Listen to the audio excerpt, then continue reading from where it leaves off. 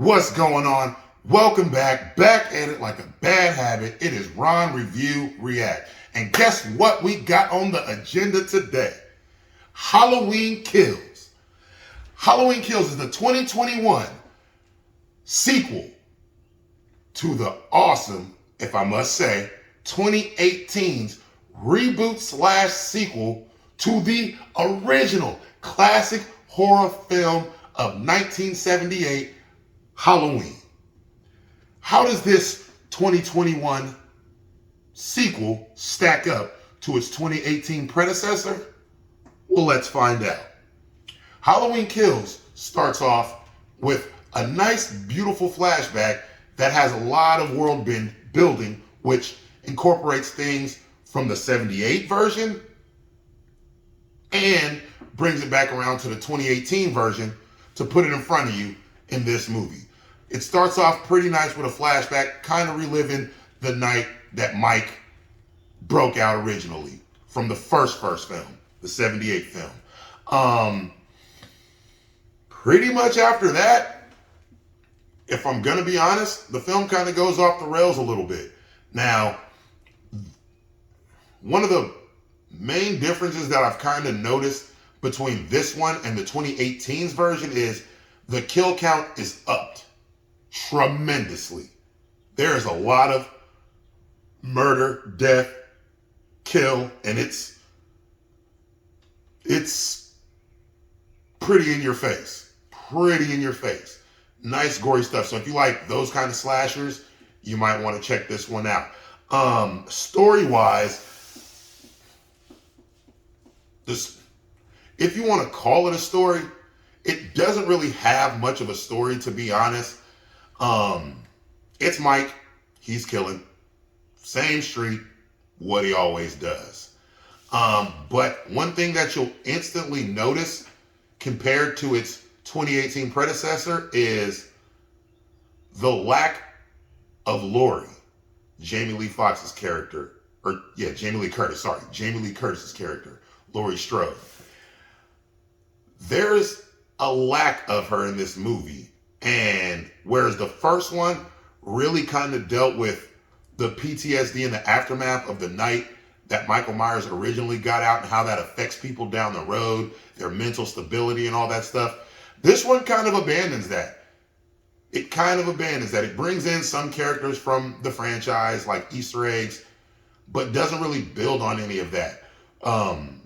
Laurie in this movie is kind of an afterthought, in all honesty. Seems like she probably got her filming done 2 days, maybe. But she's not a huge piece of this movie. So if you're going in there like, hey, I can't wait to see my girl Jamie Lee Curtis back in action, you may be a little disappointed. This movie, how can I say this in the nicest way? This movie might have the stupidest people living in this town. I don't want to say people deserve to die, but these people made it easy for Mike. There is a plethora of scenes where, this ain't a spoiler, but there's people right by the freaking door. Right by the door. Michael is 15 to 20 feet away, looking at him, doing this slow little walk to him. Not even in a hurry. No kind of rush at all. These people have 20 feet in between them and Mike, and there's a door right behind them. Do you know what these people do? Michael, no! Like, you gotta be kidding me. You have got to be kidding me. Some of these scenes, it's like, it is some goofy shit. Let me just be honest. It is goofy. You kind of get off feeling like, yeah, you probably should have got murdered. There's times in this movie where you would think having a gun, well, let me get this straight. Let me get this out there. Nobody in this town, I believe it's what, Haddonfield or something like that. Nobody in this town can shoot worth a lick. Nobody in this town has any kind of aim whatsoever.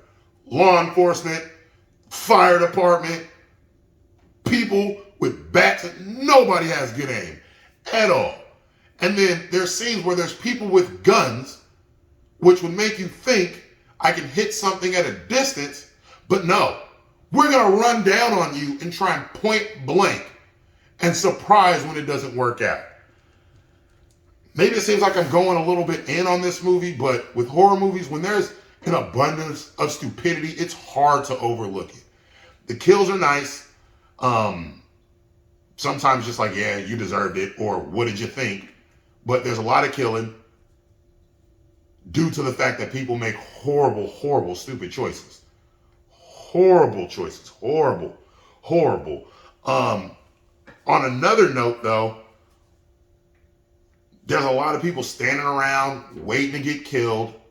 There's a lot of, like, it bothers me that Michael Myers, which I am a Jason fan, and he's guilty of it too, Michael Myers never runs. So he's always walking. So you would think just to get away from him, keep him in your vision and just outpace him. Because he doesn't throw stuff. He just walks you down, gets up on you, and murderizes you. So you could just keep your distance and keep him in your sight. You should theoretically be okay. Does anybody do that? No, not at all. Not at all. And then with all this, how the first movie had this nice underlying theme of PTSD and the aftermath of what somebody who goes through a tragic, potentially fatal experience, how that affects them later on in life, how they deal with loss and all that stuff. This movie tries to send off a message, which I did get it. The message is out there of how fear can turn people against each other and things like that. But after seeing how stupidly people get murderized, it's hard to swing back around that message. Granted, when the message does happen, it does take you back like, oh, that's sad. But I feel like the message is undercut by the pure stupidity of these people in certain scenes. My overall thoughts, they take a direction with this movie towards the end, which some fans aren't going to like it. Some are going to be like, well, yeah, it's expected. Duh, how do you think he so-and-so whoop-de-whoop, whoop-de-whoop? Oh, let me get this other thing off my chest real quick. Not only does he walk to his kills and everything, but he's literally decorating the areas with bodies. Where do you have time to do that? How do you have time to do that? I don't know. It's one of them Mike-isms. But, all right, that's my last gripe. That being said, I can't help but to feel that this film is a step back from 2018's version. Is it still enjoyable?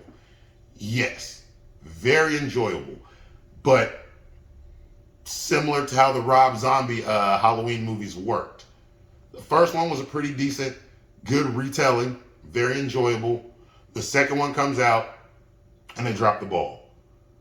I feel like this franchise might be cursed with dropping the ball in the second one, or at least taking a step back in the second one. But I mean, a lot of movies suffer the sequelitis. If I'm going to give this one a grade, the first one to me was probably a 7.5, 8 out of 10.